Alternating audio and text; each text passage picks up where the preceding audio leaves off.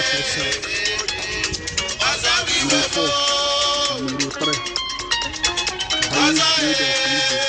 You can see very clean. 430 horsepower and 480 horsepower. Very impressive battery conference station. Buy and drive, nothing to fix. DAF 95 XL. 6 tires here.